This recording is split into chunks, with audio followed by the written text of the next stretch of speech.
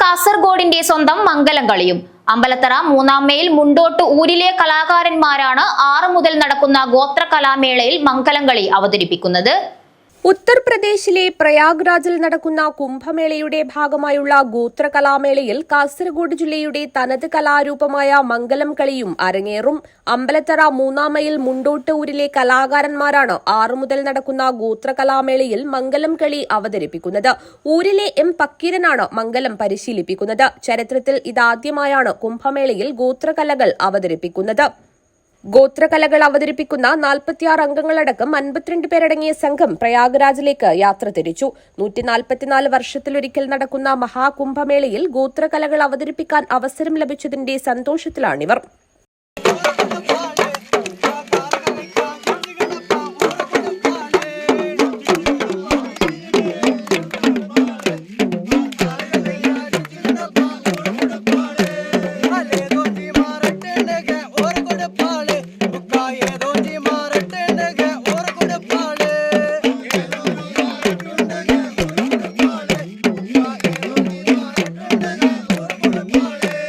കേരളത്തിലെ വനവാസി മേഖലയിൽ പ്രവർത്തിക്കുന്ന കേരള വനവാസി വികാസ കേന്ദ്രം സംഘടനയുടെ ഫുൾ ടൈമറാണ്. പൂർണ്ണസമയ പ്രവർത്തകനാണ്.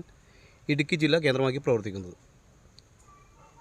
144 വർഷങ്ങൾക്ക് ശേഷം നടക്കുന്ന മഹാകുംഭമേളയെ ബന്ധപ്പെട്ട് ഫെബ്രുവരി മാസം 6, 7, 8 തീയതികളിൽ 6, 7, 8, 9 തീയതികളിൽ നടക്കുന്ന വനവാസി സംഗമത്തിൽ കേരളത്തിലെ 3ഓളം ഗോത്രകലകൾ പ്രദർശിക്കപ്പെടുന്നുണ്ട്. അതിൽ പ്രധാനമായും കാസർഗോഡ് ജില്ലയിലെ മാവിനൻ മലകോട്ട് വിഭാഗത്തിൽ പെടുന്ന അവരുടെ തനത് കലാരൂപമായ മംഗലം കളിയും ഉൾപ്പെടുന്നു. കേരള വനവാസി വികാസ കേന്ദ്രം സംസ്ഥാന vice president MP Jayadeep master, സംസ്ഥാന ശിക്ഷാ പ്രമുഖ് പ്രേം സായി, ഇടുക്കി ജില്ലാ സംഘടനാ സെക്രട്ടറി ഷിബു പാണത്തൂർ എന്നിവരുടെ നേതൃത്വത്തിലാണ് ഗോത്രകലകളുടെ അവതരണം നടക്കുന്നത്. 6 മുതൽ 11 വരെ തീയതികളിലാണ് വനവാസി സംഗമം നടക്കുക.